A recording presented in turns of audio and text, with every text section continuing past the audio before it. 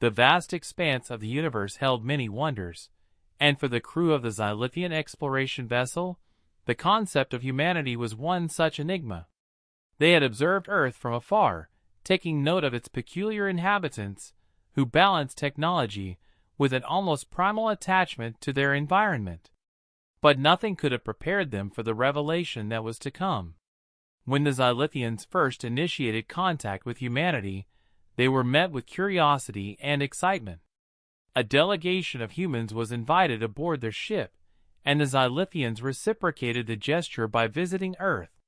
It was during one of these exchanges that Captain ZYRR, leader of the Xylithian crew, first encountered the phenomenon that would leave his entire species dumbfounded.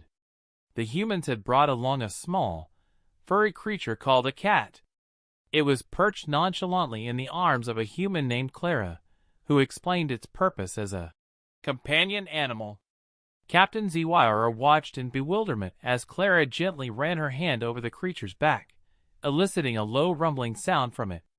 "It's called purring," she explained with a smile. "It means they're happy."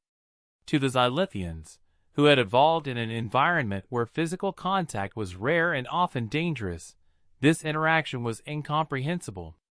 ZYRR's tendrils quivered with disbelief as Clara extended her hand, inviting him to try.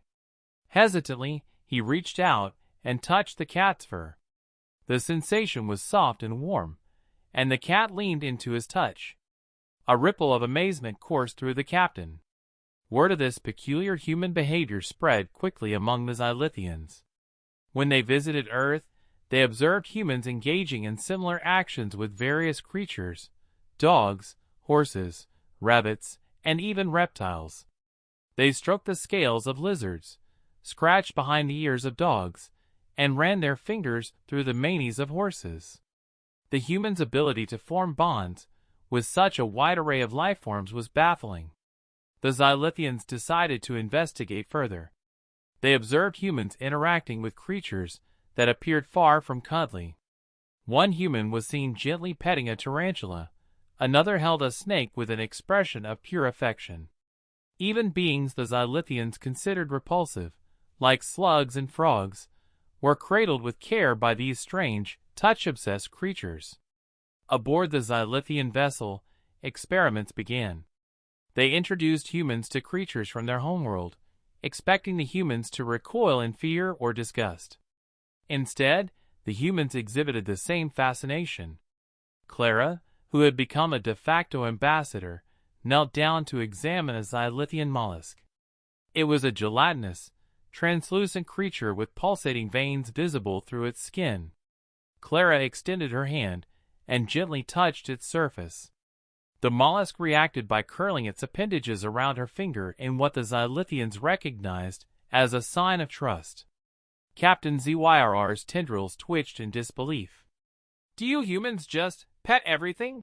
he finally asked. Clara laughed. "Not everything. Just the things that don't mind it. It's a way of bonding, showing affection." The concept of physical affection as a universal language was alien to the Xylithians.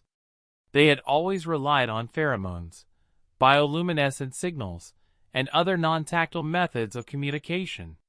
Yet, watching humans interact with their environment sparked a sense of wonder among the Xylithians. Could this tactile connection be the key to understanding humanity on a deeper level?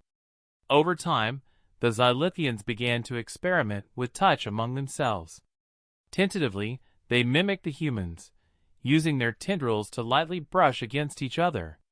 What began as an awkward imitation soon evolved into a new form of communication.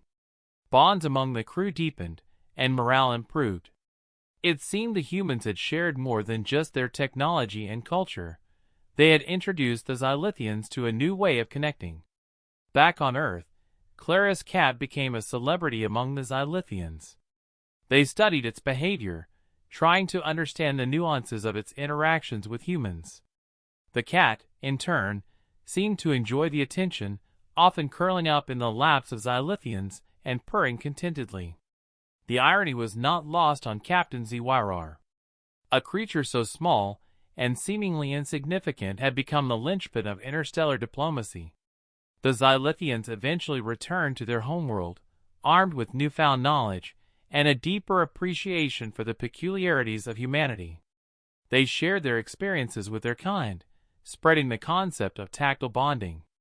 Stories of humans and their incredible ability to pet anything became the stuff of legend among the Xylithians.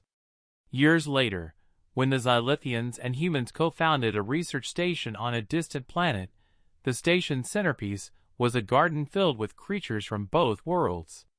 Humans and Xylithians alike could be seen interacting with the inhabitants, bridging the gap between species with a simple touch. For the Xylithians, it was a testament to humanity's unique gift, their capacity to form connections in the most unexpected ways. And for the humans, it was just another day in the life of a species that could, indeed, pet anything.